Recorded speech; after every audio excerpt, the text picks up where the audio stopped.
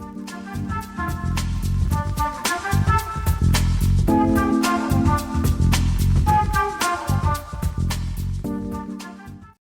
afternoon, John. Hi, Marty. Good to be back with you after my second wandering to a family wedding last weekend. Had a wonderful time in southern Michigan, and managed to make it back in one piece. Yeah, and next week I'll be in Costa Rica, so I'm looking forward to doing it. We'll get together, and Yeah, I'll be in Costa Rica, which is cool. Yeah. So we talked a little bit before we turned on the cameras about the power and value of the shadow. And I think that's always it's one of the fundamental principles of spiritual growth. That's, in my mind, one of the most important matters for us to grapple with, and it's one that seems to have the least amount of what's the word I want here? Least amount of focus in classical psychotherapy and spirituality. So, what's the latest in your mind about shadow and shadow work? Well, And maybe even start by explaining to a newcomer just what we're talking about when we say shadow. The shadow is that part of us that this is my interpretation. That part of us that is subconscious, and that what we may be afraid of, like nightmares, shadow, demons. I don't know what the commonly held idea of it is, but it's usually something that's seen as something to avoid, or to avoid, dismiss is actually what I'm thinking. And it's an aspect of healing that most traditional modalities, I want to say, skim over, or maybe even don't know the significance of.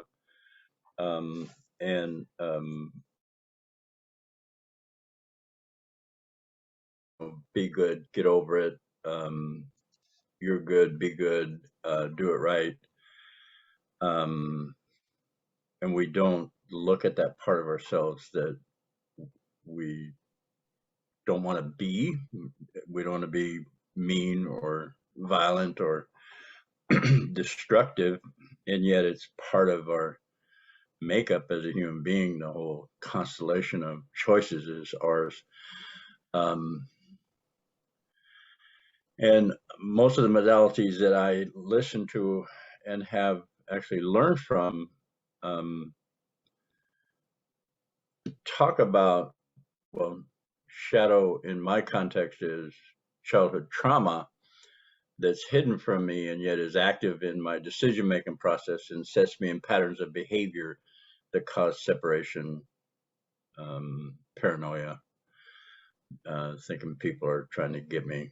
And instead of looking in there and embracing it, it's not something we need to fight.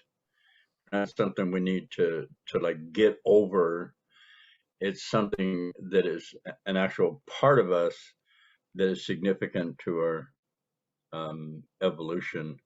And the closest thing I can see that depicts this is the Tao symbol with the two fish, light and dark. The dark fish with a light spot in it and the light fish with a dark spot in it is a blending of the light and dark.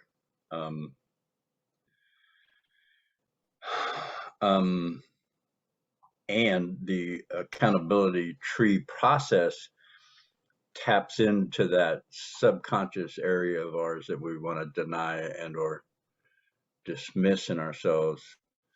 And we find ourselves, well, I found myself as an individual stuck in patterns of behavior that I identified I didn't like, and yet found myself incapable of changing. And we use terms in our society like, change is difficult. Well, that's just the way I am. And we stay stuck. So I started doing shadow work in the men's work I did over the last 25, 30 years. And it's about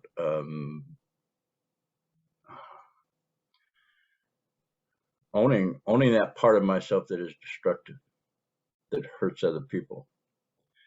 And then wanting to take my rightful place as a man in a healthy unit, family unit, society where I contribute instead of tear down. I know you can help me a little bit on this, so I don't know where you're Sure. going with all this. Yeah, I was, as you were talking, I was thinking about the distinction between the shadow and the subconscious. And my understanding of the shadow is that that's material that we actually actively repress. It's so uncomfortable, it's so unbearable that we have to deny it. We have to, the idea, I think of it's like it's being compacted in the bottom of our consciousness, like it's far away from awareness as I can possibly get it. So much so that we actually, through the process of the human mind, we can actually pretend it's not there. We actually don't have a direct experience of it, except through projection.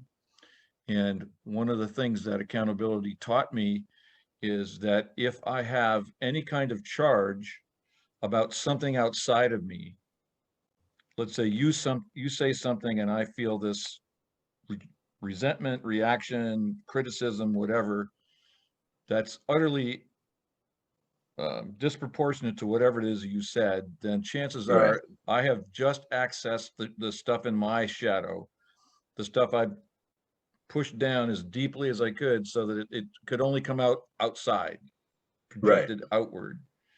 Yeah. And so and that makes sense to me in light of the exercise that we do in accountability, which you call love equals, because all of that repression, rejection, denial occurred before I ever had a chance to think.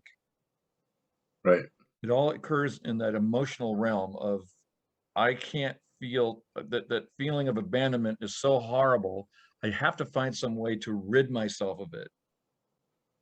And since I never got a healthy way to process emotion, my only choice is repression, repressing it so that it disappears from my consciousness. But it doesn't go away. No. As you were saying, it's alive and well. It's just not something I see as myself anymore. And so now I come into an accountability meeting, and I think that was the first real aha I got in the power of the process, was because you helped me access stuff about myself that I couldn't possibly own, so I could only see it in someone else. Yeah. And so and then so the purpose of all this stuff, my language is reintegration. The purpose of finding my shadow material is to reintegrate it into consciousness. And I believe Gabor Mate and others would say, and I would agree, I think you would agree, that there's actually incredible riches there available to me as I reintegrate these parts of myself that I denied, repressed, projected away. There's actually gold. There's psychic and spiritual gold there. And until I can find a practical way to access that stuff, I'm always going to live at war with myself. Because no matter how powerful my little inner kid was at repressing, he couldn't get rid of it. He wasn't that powerful. And so that, and he did it. He did it in order to survive the trauma. Exactly. Yeah. So it's hooked into the survival mechanism itself. It's a catch-22, Yeah. because if I don't repress it, I'm going to die. This little kid perspective. If I don't find some way to get rid of this threat of death, existential Mm-hmm. threat, then I will die. So, and survival is not an option. I have to survive. It's built into me as an organism, as a living organism. Mm-hmm. But I haven't solved anything. I've merely delayed the confrontation with myself about what it is that was unbearable about Right. myself. Yeah. Let me talk a little bit about the survival mechanism. It works in real time, adult time, my current reality. If there's a life-threatening situation and it's acute and I need to take action quickly, it's a chemical, the threat of danger creates a chemical response inside me, which produces adrenaline so that I can be highly reactive, either fight, flight, freeze, and do things instantaneously out of my emotional body, even out of my rational body. Like I had an event, an experience driving on one of the side roads in Carlsbad, where I was going down a 2-lane road, and speed limit was about 45, and I was in the fast lane on the 2-lane road, coming into an intersection that was lighted, and a car entered from my right, and I believed he was going to go onto his lane, and I would just go past him. Well, what happened is he didn't see me, and he came into my fast lane, and I almost hit him, and my hand jerked on the steering wheel just a little bit. I don't know how the hell I missed him, and I missed him. That was because in that instant, adrenaline hit, and I did exactly what I needed to do to survive based on this subconscious awareness of my survival. When I got through it, the good news for me is that when I got through it and I looked in my rearview mirror, what I used to do before I did this process of looking at my character defects, my shadow, I would have yelled epithets or put my hand out the window and flipped him off, or screamed or slowed down and made him, like pull over, and I talked to him through my window. And what I did this time was look back in concern for his well-being, because I knew that must have scared him too, that he did not see me. I get it now. Before it would have been, oh, he did that on purpose. They don't know how to drive. He's stupid. No, he just did not see me. Or if he wouldn't have pulled out in front of me. It was what they call prime material for an accident, which is he didn't see me. So, but I look back and I was genuinely concerned for him and his passengers, and they seemed to be okay. I just like waved and moved on, where before I would have made a big deal out of it, getting stuck in the adrenaline and not letting the adrenaline do its job, and then releasing it through conscious awareness. And if I had projected onto him, asshole, arrogant, dumbass, that what I projected onto him was what happened internally with me as a result of my childhood trauma, to explain and justify what happened to me. And again, it was pre-verbal. The trauma was pre-verbal, and heal that pain of that child. The amount of road rage that we have in our society is immense. It's just incredible. And all of that, in my perception, all of that road rage comes from unresolved childhood issues. And my reaction to that validated the work I've been doing. The work I've been doing really works, because I wasn't what I would have called angry or resentful or wanting to get him back for what he did to me, because he didn't do anything. He didn't see me, and we all survived. So I would say that you didn't get triggered. yes, There was no trigger. I was in awe of how quickly, and my movement on my steering wheel was real slight, and it just moved my car just enough to miss him. It was beautiful, actually. It was scary, don't get me wrong. It was frightening, it was terrifying, and it was only in the moment. And then when it was over, I was no longer in judgment or stuck in that fight, flight, freeze mode. So it's amazing. This work demonstrates change. Change is accessible to anybody. If I got it, I'm like one of those statements. If I got it, anybody can get it. And so that's why I would rather talk about nothing else but accountability tree, the process of intentional living, how the brain works, and how to access the trauma to heal it so that I could be lucid in my present moment. Which before my recovery, I wasn't lucid in my present moment. I was always associated back to that childhood trauma and had no idea what was happening. And I had to justify my behavior, like saying, "Oh, there must be something wrong with me. I'm defective. I'm stupid. I'm bad seed because I was a scapegoat." Or they're wrong. There's something wrong with them. They're after me. They don't care about me. But none of that was in my current reality. It was in my childhood. So I want to, I mean, there's a lot more to say about this process. So I wanted to grab something that you just talked about in your description of that experience. And I was thinking about the childhood trauma, and particularly the role of complex PTSD. And it seems to me that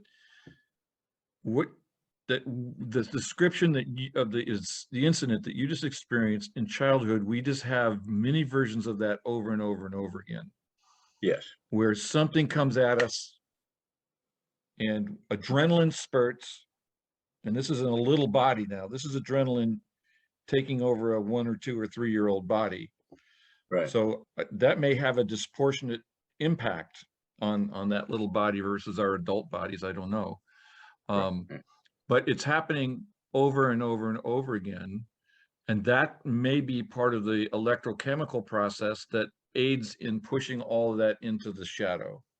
It absolutely, yes, yes, yes, yes. I couldn't have said it better. And then one of the things that I've learned as we've discussed this adrenaline thing over the last couple of months is now adrenaline becomes the substitute drug and to not feel that existential threat of being in a car crash and dying. Right. So now, you know, this death of 1,000 paper cuts, this complex PTSD thing. So it's not any one dramatic thing. It's a bunch of little things that recur with the same impact Yes. of preventing an emotional experience from just completing itself, of Right. having violence done to our emotional being. And so over time, I learned to substitute adrenaline rush, cortisol, whatever, these hormones that are naturally occurring. And as you said, they're there for a valid purpose. Yeah. They're not evolutionary mistakes. They're part of the deal. Right. Right. But they're being used in service of something that a 2-year-old can't possibly understand to not do, to find a way to resolve. And our parents, who were probably at the, you know, my parents were 22 when I was born. They probably had no more clue about this stuff than I did for most of my life. And so it's not just the individual experience, but it's reified by the social environment, the family environment in which we grew up. And, you know, over and over and over again, little things, reinforcing themselves. So I just described a dangerous situation. Correct. Actual dangerous situation. So this adrenaline rush used to happen to me when somebody asked me a question that I perceived was disrespecting me. So I have um, normal life situations where we call the word triggered, and what happens during a trigger, like I came home late one night and my partner says, "Where the hell have you been?" And I went into a screaming, yelling, maniac rage. Like, who do you think you're talking about? Okay, the adrenaline still happened, and the automatic response was a defense that was way out of alignment with what was happening in the moment. So I got stuck in this adrenaline place and not knowing it, and found myself screaming and yelling. At the same time, there would be times where I'd hear a voice in my head telling me to stop. What are you doing? Stop. Because there's something in me knew that that was inappropriate, and yet I found myself unable to stop the behavior. And this confused me because it's like, how is this happening? And in my recovery, with that focus, what's really going on, I slowly uncovered this mechanism that was at work that made perfect sense to me about why I would do what I was doing. And one of the exercises you mentioned was the love equals exercise. Well, as in my childhood trauma from infancy, because I was I'm an incest survivor, and there was other humiliating, ridiculing behaviors along with that. I lost my train of thought. I had any close connection on an emotional level mixed up with I'm going to get hurt. No, I had love mixed up with rejection. So the feeling of rejection was what I associated with intimate relationships. So at first the relationships would be good because the person would accept me and love me, and I think she's all that. And when that part of the relationship wore off, and the routine of a relationship where you build relationships, where relationships become bonding and real, intimate, I wasn't able to do that. I wasn't able to be open, be emotional, because me being emotional, being alive as a child, and then getting hit or, well, incested as an infant, it's like, the system goes, I had to shut down. I didn't understand it. I had to shut down, and there was no nurturing after that. Gabriel Mache says it's not the trauma that's the problem, it's what happens after the trauma. It's your perception of the trauma that's the problem. And my perception pre-verbal was women are dangerous. And the same thing happened with my father when I grew up, and he came into the scene. Men are dangerous.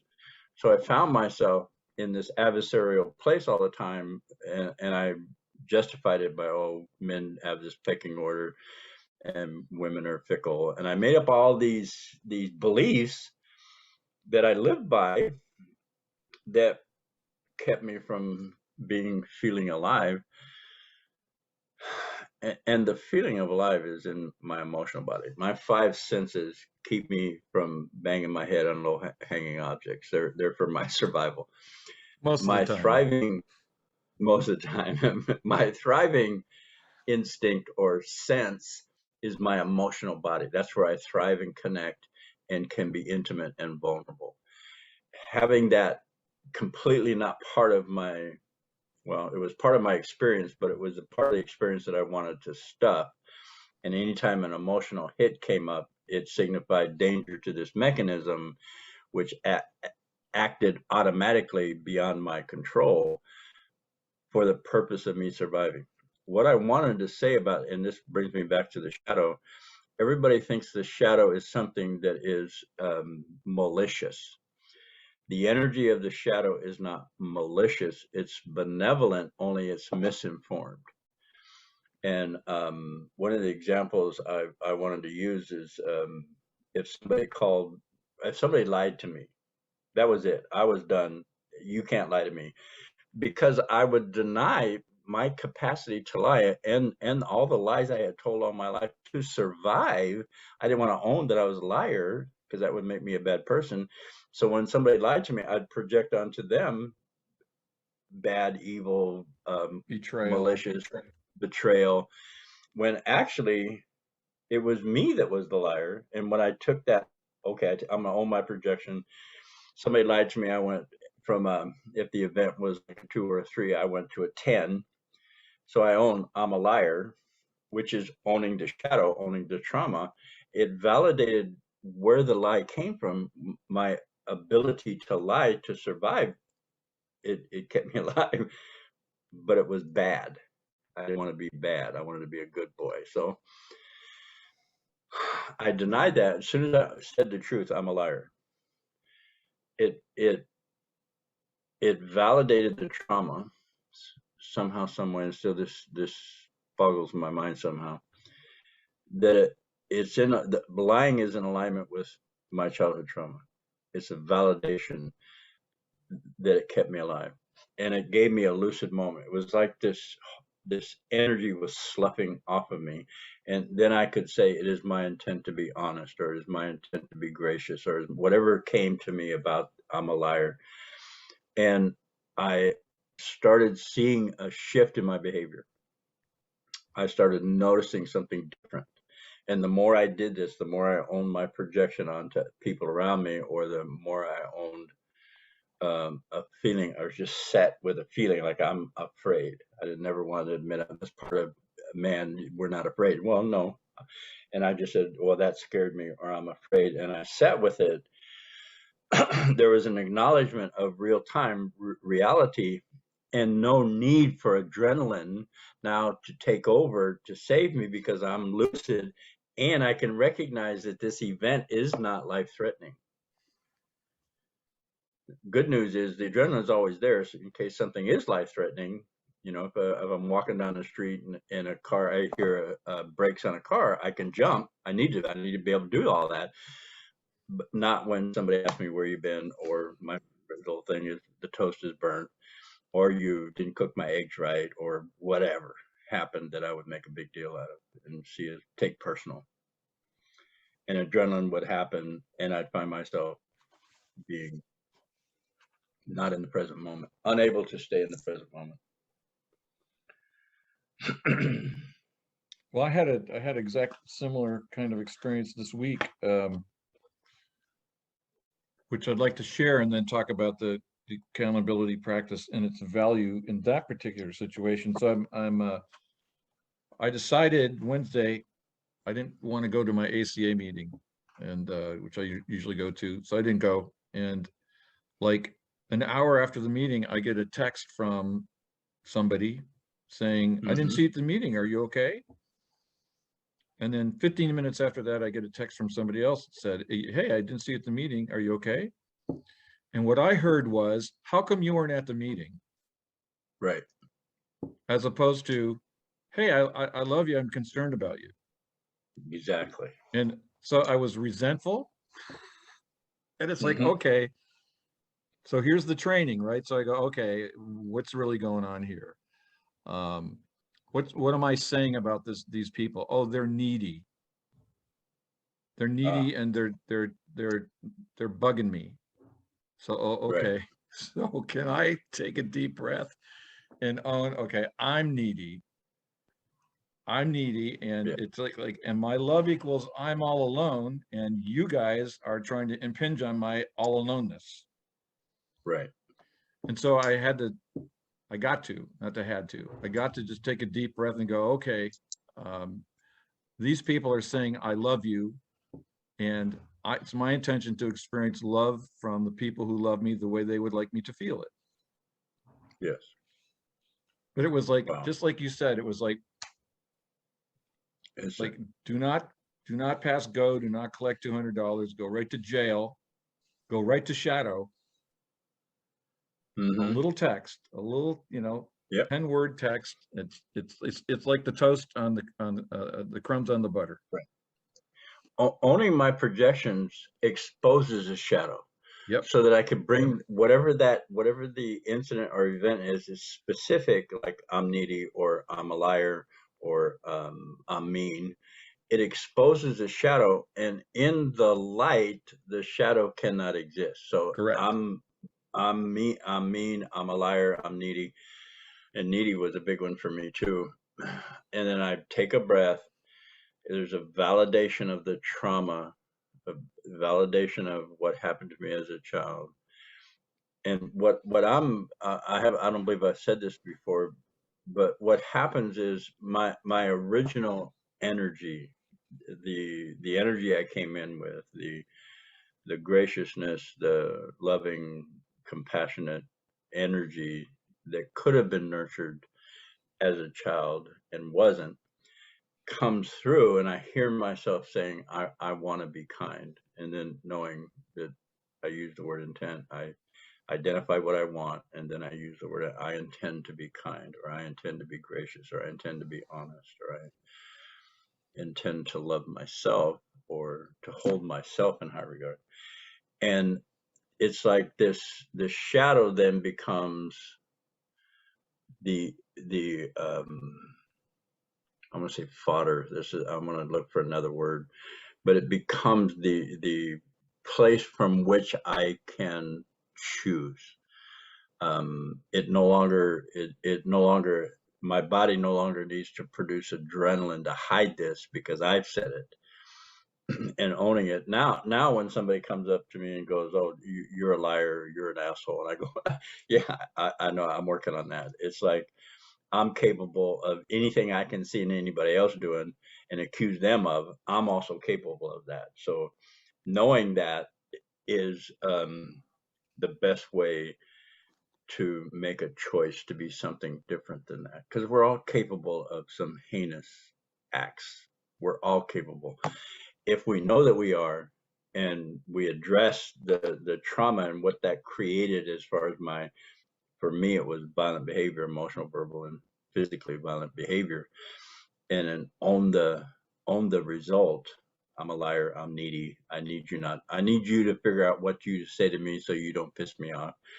um and I become lucid and available to the people in my life. I become able to participate in the struggle that life is. And when I say struggle, it's like when two people are talking, there's it is the way it is, and what do I want? You know, especially I'm thinking talking to one of my daughters, I listen more instead of trying to fix her or give her the right information. She's capable, so I'm going to listen. If she needs anything from me, she'll ask me. But and be me trying to be the savior or the guy that knows all the good answers kind of person, because she's capable, which engenders from her respect, which is what I wanted all along in the first place. Because I give respect, I command respect back. So. For the newcomer, I think it's really important for us to talk a little bit about nothing's wrong, no blame, no judgment. Mm-hmm. Because if I'm hearing somebody say, I'm willing to own I'm a liar, I'm willing to own I'm needy, I'm willing to own I'm violent or whatever, Mm-hmm. that seems counterintuitive. And that fact, that would trigger my shadow energy to Right. want to call you something for saying Right. that. Yeah. So let me just testify to my own experience and then turn it back to you. But I remember when we were sitting in your place over there in West Sac, and we were having our men's meetings, and I remember the first time encountering this question of owning a projection of something that my conscious mind said, I'm not that. Right. And I think it was around cruelty, mean and cruel. Yeah. And because you know, I'm a nice guy, blah blah. And so I remember sitting there going, and you said, are you willing to consider the possibility that you're cruel? And I remember what popped in my mind at the time. Okay, we're doing this in an awareness of no blame, no judgment. So what John's really asking me to say is, am I willing to own that I'm cruel without making myself bad for that? Right. And so once I got that caveat, it's like, okay, just for now, I can try this. Mm-hmm. So the no blame, no judgment commitment is what enables shadow work to be successful. Absolutely. Otherwise, the shadow will actually take this new information and just put it back into the defense Right. and use it against me. Mm-hmm. Yep. Exactly. That was an excellent point. And um, explaining that to somebody who's doing this at first, sometimes because I know it, I it's Exactly. like I don't like emphasize like if I get a client that oh that person lied to me, I'm never going to see him again. Da, da, da. I said, would you be willing to own it? And there's this resistance, and I emphasize for me, lying was in alignment with the lying was necessary for me to survive, and the lie was no, I'm not. No, I'm not angry. No, no, I'm okay. I'm not resentful. You're right. I shouldn't be angry. You do provide for me. And this was not all verbal in my mind, but I shut down my frustration, my irritation, my agitation as a child, and that was a lie to myself. So Yeah. lying is totally in alignment with the trauma. And then as an adult, I just kept that pattern of behavior and then used it as criticism or self-criticism or other criticism, and that created the separation that I really wanted. That I really wanted because I was safe as long as people were not around me in my isolation, um, and then owning that behavior and identifying the behavior which is separate from who I am. I am not my behavior. I do my behavior. My behavior has an impact. Yes, I am not my behavior. And the message I got as a child that behavior is wrong. That behavior is wrong. You just spilled the milk. You just talk too loud. You just talk too much. That behavior is wrong, which meant I was wrong. And that was the internal message. This accountability process, no blame, no judgment, I'm a liar, gives me the experience that that's not who I am. That was a choice I made. I don't have to make that choice again now that I'm lucid about it, now that I'm aware, and I can create the intent to be honest. And that was the intent I created when I owned I'm a liar. I intend to be honest. Um, and my behavior started changing automatically. I started noticing when I was about to say something that wasn't true, and I would either at first it was catching myself after I did it, and then it became while I was doing it, and then it became before I did it, and the behaviors over a period of time just simply stopped. And I am now honest. And what I learned about honesty is that truth without compassion is the cruelty that I used to use on people. Truth with compassion is honesty, and I'm able to be an honest man these days. Yeah, what I've learned over time in applying the practice is just like I said in the example I gave about the text I got a couple of days ago. The triggers don't go away. Mm-mm. Because the defense doesn't go away. The childhood defense doesn't go away. And my theory, I think we've talked about this before, and somehow this stuff is hardwired, and it's very, very difficult to direct the actual wiring of our bodies. It's possible, Yes. certainly possible, but it's difficult. But the distinction for me is that my conscious relationship with all of this childhood defense mechanism and experience is different. It's like if I can be with it without judgment or blame, then I can go, oh, look what just happened. Or I can say, what just happened? Right. And I can be in an inquiry and get an answer that serves. Mm-hmm. And that leads me to what do I want and be able to set a new intention. Mm-hmm. Almost, I wouldn't say that it's quite, for myself, it's quite automatic, but it's a lot like what I heard you say. I start to notice it beforehand. Right.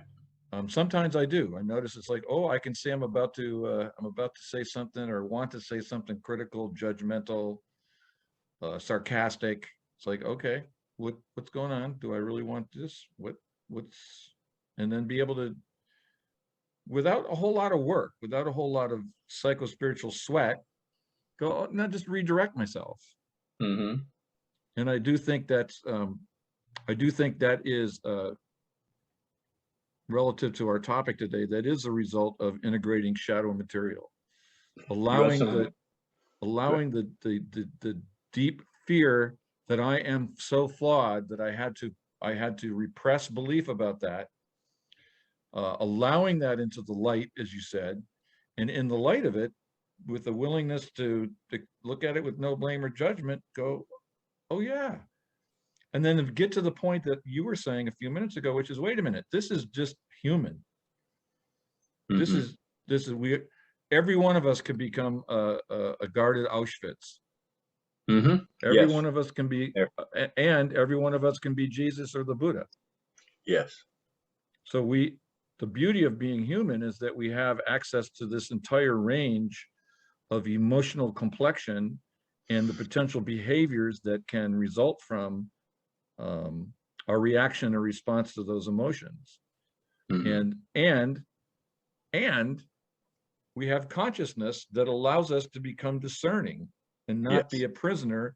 Like, like animals got to follow their instincts. They can't go, you know what, I'm a squirrel, but I'm not going to bury nuts this winter.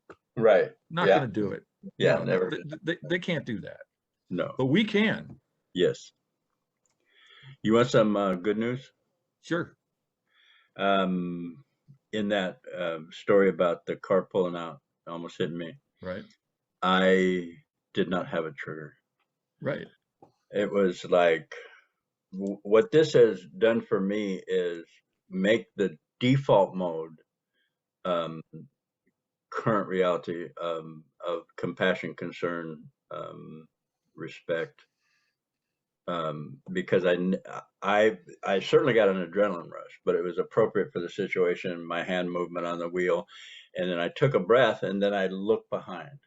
It was now that is now my default mode, and I can see it in my interactions with people in my life, and specifically my children and my coworkers, where I'm in this flow place. And when it does happen, because it still does trigger, I take a breath and I go, okay, this is another opportunity to bring something up out of the shadow so that I could look at it with nurturing eyes and embrace, and then thank it, and then go to, it is my intent to be kind, or is my intent to be, and I like that, discerning and detached. That's a message of the Buddha, or the message I got from the Buddha anyway, is discernment and detachment, and be able to be part of life instead of an observer of life, or instead of surviving, I now thrive in my life from this process of accountability and understanding the mechanism, the internal mechanism of reticular activating system, brainstem, midbrain survival mechanism, and how it gets hooked into patterns of behavior. And I have access to the patterns by owning, no blame, no judgment, and then feeling that. In my groups, I say the only way to heal the trauma is to create an emotion that is equal to or greater than the trauma itself. And in the accountability process, no blame, no judgment, when I state my truth, that truth statement creates the emotional experience that is equal to or greater than the trauma, and then I have this emotional upwelling of, oh my God, yeah, that happened, and this is a result. I'm a liar, and I take a breath, and it is my intent to be honest. It fuses with that trauma. It is my intent to be honest, and then simply goes back down into my subconscious with a new directive, or a new look out for this, is because that's what the survival mechanism is doing, is looking out. That's what we call hypervigilant in ACA, or adult children of alcoholics. We become hypervigilant at any nuance, or somebody raises an eyebrow, that meant in my childhood I was going to get a slap or ridicule. Now it's just, oh, I wonder what they're thinking, instead of, oh my God, they're going to get me now. And all this, oh my God, they're going to get me now, was subconscious. I had no idea that I was in that reactive mode. Now I can be lucid and go, hey, what's up with you? And it's just, I'm grateful. You know what was struck me as you were sharing is that one of the promises of the ACA, Adult Children of Alcoholics, is we move from being reactors to actors. Yes.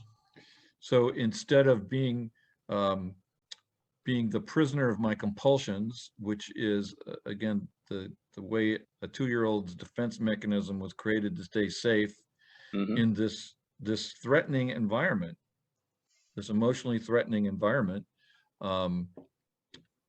So it was perfectly lawful and appropriate, and God bless him for doing it.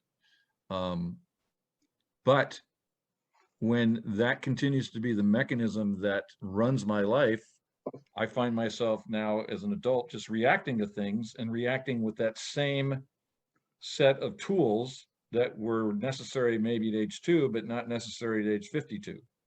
Correct. And so now, as we do this process, we move from being a reactor to an actor, and that requires conscious awareness. If I don't know why, when I get a text from a friend asking something friendly, why I have a resentful reaction, then I'm just going to react resentfully, and I'm going to carry that out, and I'm going to do behaviors that are like they're actually contrary to what I want, which is love and connection and ease and peace and joy. Right. Instead, I'm going to let a 2-year-old create the opposite. Now, he might feel good because he's safe now. He's safe from that danger of love. But the adult, I don't feel good about that. You know, one of the things you just said, which is what I've discovered in this work, that my family of origin dysfunction, childhood trauma, made me afraid of connection, which is life. We're built as human beings social to connect. We have mirror neurons. Everything about us is about the other in our cooperation. And yet the thing that enables us to do that was traumatized as a child and becomes the thing that we're most afraid of in life. And then we have to like give a rational reason to this. We have no idea what's going on. We have no idea about my reaction. And yet we're making these rationalizations of why I just like flew off the handle, ran up the stairs, slammed the door, and the toaster was burnt. It's like, oh my God. Oh my God. Yeah, and then it escalates. Here's the reason why I invaded your country, or here's the reason why I held you up at the corner, or whatever. Yeah. Right. Yeah. Yeah. So, wow. So the good news is, let's talk about the good news again, for the particular for the newcomer who might be going, why am I watching this? The good news is that all of these childhood trauma defense mechanisms are discoverable. And when they are discoverable, they can be held up into the light of healing, and through conscious intention, with the support of fellow investigators, spiritual investigators, explorers, they can be brought to the higher power for healing. It's like the thing that you said a minute ago is just the critical thing to really appreciate, which is that the trauma creates separation, and then we bond. I bonded to separation. Yeah. As my love equals I'm separate, I'm alone. And then that started to have an attractive energy. Yes. Oh my God. Because I as you said, I'm a social animal. I want to be loved. I want to be connected. But now we have a little kid who says, I got to control what that connection looks like and feels like. Yeah. Because otherwise the connection that I have in my family hurts. Yeah. And so I don't want that. Mm-hmm. So we're caught in this what I call emotional pretzel logic, where the very thing that we want is the very thing that we resist. Right. Now, And the way to resist it is to control all the things right, outside of you so that you don't, which is the fodder for separation. It's like, exactly, oh my God. exactly. And so, again, to the person who's just checking us out for the first time, maybe a friend of yours said, "Oh, you really ought to listen to this stuff that John and Marty talk about. You'll find it good." Well, it takes work, but it's doable. And I think one of the things that we've talked about in this podcast in the past, and we hinted at it a little bit a couple times, is that this is in a long tradition of human beings seeking what Robert Godwin calls the escape hatch from this conundrum or this paradox. And the escape hatch is in seeking and seeking the awareness, and then for all those things for which I feel unprepared to heal myself, ask God, ask a higher power. Be willing to consider the possibility that the universe itself is benevolent and gives us whatever we want. Because the universe gave me suffering.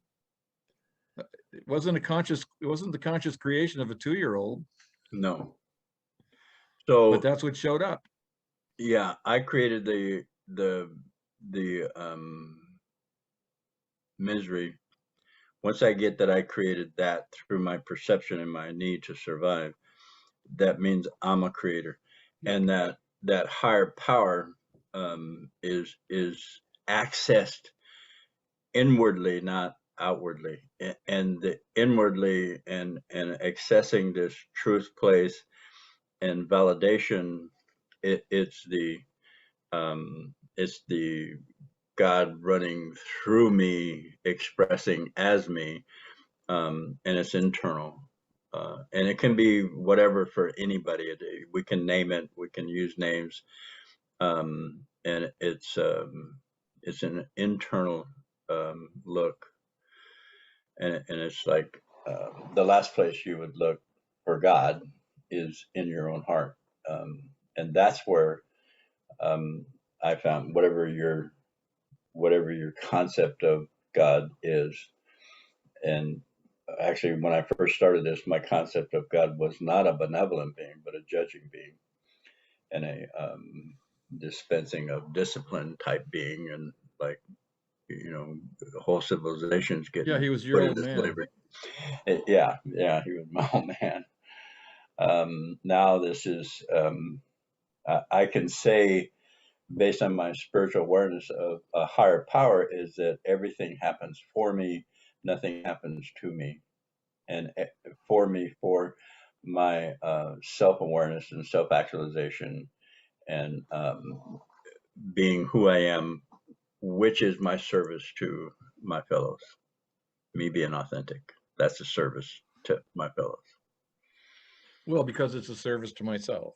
Yes. And there actually is no separation between us, even though we believe there is. Yeah. So before we wrap it up, would you be willing to summarize again for the newcomer, how does accountability help with the shadow work? What's the power of it? Well, let me first define accountability. If you look it up in the dictionary, it does say in the dictionary, find somebody who's liable, find somebody to blame. So my idea of accountability is simply my ability to account for my current behavior without blame or judgment. That's what I mean by accountability. And usually when I write it on the board, I say the accountability tree, like it's a gift. So my willingness just to simply own my behavior, which comes from me, from my shadow, my neediness, my being mean to the point of cruelty, comes from not owning my shadow or looking at what my capacity to do destruction is. And I don't know if that's helping right now. But being accountable with no blame or judgment. An example of that is when I first went to a meeting and I said, "Hi, my name's John, I'm an alcoholic." Or I went to ACA and I said, "Hi, my name's John, I'm an adult child of an alcoholic." There was a sense of relief. There was not a sense of shame, and nobody attacked me like saying, "Oh, you're dumb," or "You're stupid," or "How come you did that?" They just simply accepted me the way I was. So I had the feeling from the people around me that acceptance created an opening. I could say things that I would not normally tell people. I was talking about things that I didn't talk to my friends about, or I didn't think I wanted to talk, or I wanted to hide. And when I spoke about those things in a group of people who had no blame or judgment because they were seeking the same thing I was, I felt something. And the way this accountability tree came into being put on the board the way it is a process. And that was one of the processes that I experienced, was being able to say my truth. I'm an alcoholic, or I'm an adult child, without blame or judgment, and just experiencing myself in that truth, which was a relief for some reason. It was like, oh my God, I'm like, I'm at home. Tears actually came out of my face. I wasn't crying because I wasn't able to cry then. I was still a man, but tears fell out of my face. And it was a different experience, and I wanted more. I just simply wanted more. I couldn't explain it. So I put it into a practice, accountability tree practice. No blame, no judgment. Tell your truth in the current moment. Feel that. Just let your body do it. You don't have to know how to do it. The emotion comes. And then you say what you want different, specifically to the statement of truth, like, I'm a liar. It is my intent to be honest. That's somehow down below that bracket of experience. I have an arrow that goes to self-validation. That's validating that I was wounded, that I hurt. And another arrow going down, intentional living. And by what I mean by intentional living is that phrase, moving from reactor to actor. And it's a practice that has given me a freedom and a life that I never knew was possible. And it's also an expression of my true power. And by power, I don't mean power in the normal traditional sense of power over horsepower.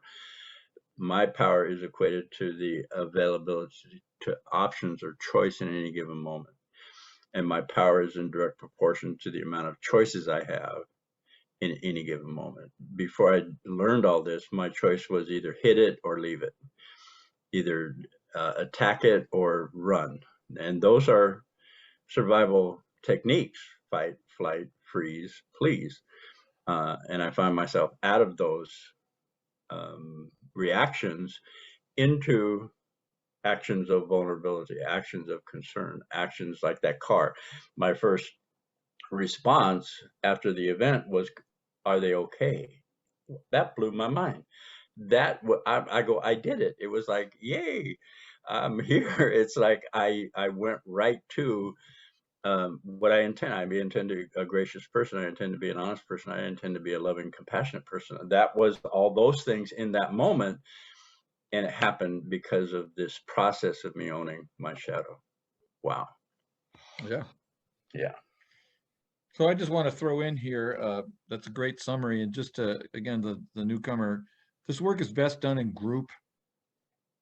As John likes to say, we got our trauma in a social setting, AKA our family, and our healing comes in a social setting. And the beauty of the groups is that it's self-selecting. It's people who choose to be there. And so each one of us is bringing something special to each other, even though we may not be conscious of that. Maybe we're just getting there because we're hurting and we want relief. Right. So John facilitates a meeting at 8:30 Pacific time on Saturdays, tomorrow morning, for those of you who might be interested. I facilitate a meeting Monday nights at 6:30 Pacific time, and there's several other meetings also available. If you're interested in joining a meeting, and they're on Zoom, so it doesn't matter where you live, John's email address and my email address will be on the screen at the end of the podcast, and please feel free to shoot either of us a note, and we'll be happy to send you the link. There's a men's meeting on Tuesday nights at 6, and there's another accountability meeting Thursday nights at 6:30. Those are all Pacific time, and hopefully there'll be more coming into manifestation here soon. So before we wrap up, any last words of wisdom or frivolity? um, I'm blank today. Actually looking forward to my trip to Costa Rica. Um, and yeah, I'm looking.